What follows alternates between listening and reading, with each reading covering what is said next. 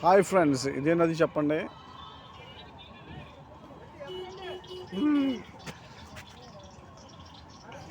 ఇది కృష్ణా నది అనుకోమాకండి, బుడవేరు. చూడండి, బుడవేరు ఫుల్ నదిలా పారుతుంది. ఇది టైప్ ఆఫ్ ఎప్పుడు ఎంత భయంకరంగా నేను ఆ జీవితంలో ఎప్పుడు చూడాలి. బుడవేరు చూడండి, ఆ ఇల్లులు మునిగిపోయినాయి, మొత్తం చుట్టుపక్కల ప్రాంతాలు మునిగిపోయినాయి.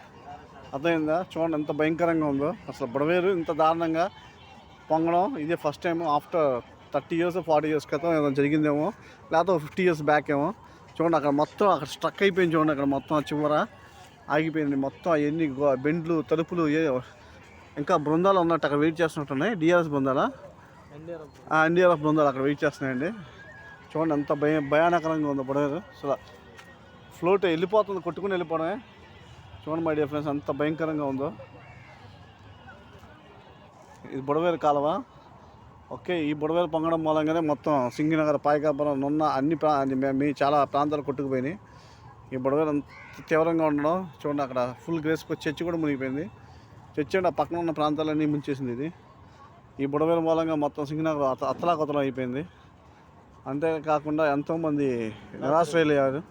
నిరాశ్రయులైన పాపం తిండి కూడా లేక ఎంతోమంది బాధపడుతున్నారు. వాటర్ లేక ఏం లేక. చూడండి ఈ బుడవేరు ఎంత తీవ్రంగా ఉన్నాం. ఓకే మై డియర్ ఫ్రెండ్స్, చూడండి అటు చూడండి, అటు మొత్తం ట్రాఫిక్, ఇటు అంతా ట్రాఫిక్. బుడవేరు ప్లస్ ముందే చూడండి మై డియర్ ఫ్రెండ్స్. చూడండి మై డియర్ ఫ్రెండ్స్, బుడవేరు తీవ్రత చూడండి, కాలువ తీవ్రత చూడండి. తీవ్రత బుడవేరు ఎక్కడి నుంచి వస్తుంది?